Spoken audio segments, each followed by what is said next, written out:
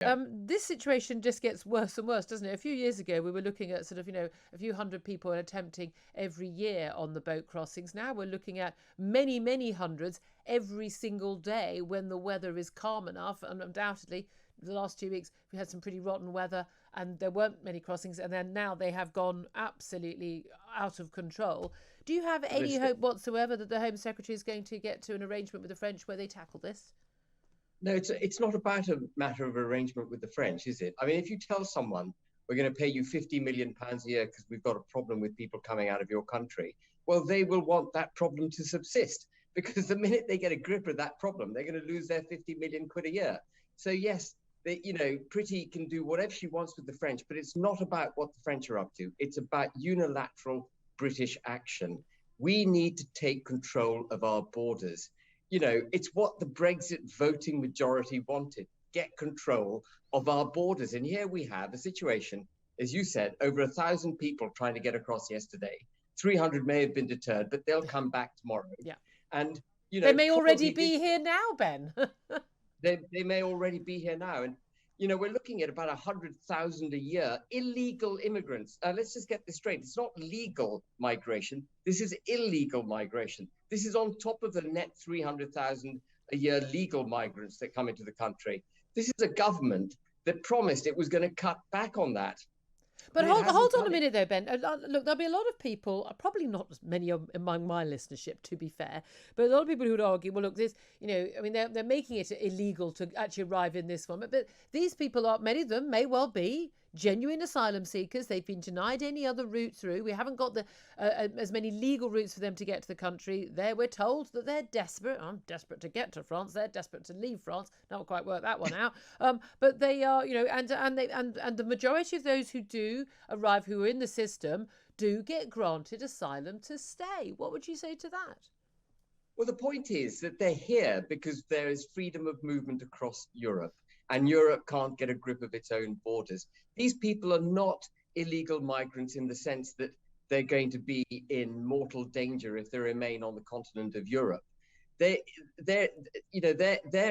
need for protection isn't born out of the need to connect across the channel.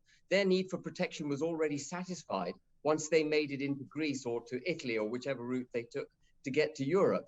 This is an issue about freedom of movement across Europe and about lack of British government action to protect its own borders. It's not a matter of whether or not these people originally had a right to asylum or not. Okay, let's talk about then what we can unilaterally do. I mean, I would have thought it was in the French interest. They wouldn't have people travelling through to get to that border, and those camps, you can close down Sangatte, another camp will appear. You close down the routes on lorries as much as possible, then they go onto the boats. So that's going to still happen. While people can still believe, quite rightly, that if they get to this country, they can stay in this country, whether working in the black market or whether here legally, it's still a better life than many of the places they've come from. And then eventually you can bring your family here, etc. While that message is still loud and clear across Africa, Middle East and elsewhere, people are still going to want to come. What do we here in the UK, what do we have to do to stop people, well, not just believing that because it's true, but having that be the case? Yeah, well, the first thing we need to do is to make it illegal, make it impossible for them to seek asylum if they seek to get into this country illegally. It's what the Australians do. They say if you try and get into Australia illegally, you will never gain asylum. Will our human rights legislation allow Priti Patel to do that, even though she said she wants to do that? Well, change the legislation.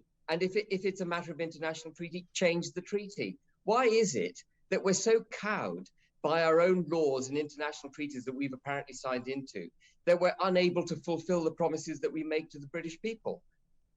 Yeah, I mean, the government promised to take control of borders. Well, fulfill that promise. I know they've breached various promises most recently, but for goodness sake, stick to your manifesto pledges. Can I also ask you, Ben, actually, given you were a former Brexit MEP, what do you make of the Prime Minister breaking two election pledges? Yes, there's one I'd like him to break on the net zero by 2050, but annoyingly he's not going to plan to break that one. But they won't hit it, but they're not planning to actually openly break it. But what do you make of the decision to raise national insurance on employers, employees to fund NHS and social care? Well, I think it's appalling. The amount of money he's seeking to raise is somewhere between 10 and 14 billion a year. Well, 10% of that, Julia, goes on housing these illegal immigrants. Leave that aside for a moment. What he's done is institute a very significant regressive tax on the United Kingdom. It's going to hit the working class and it's going to hit the young the hardest.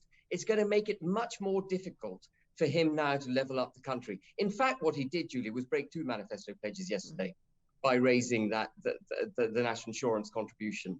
It was his levelling up promise, as well as his self-imposed prohibition on the increase in taxes. And remember, this is now the most tax the United Kingdom has suffered since 1950. 48% of our GDP now is going in taxes. This is the highest spend and tax government we've had since the Second World War.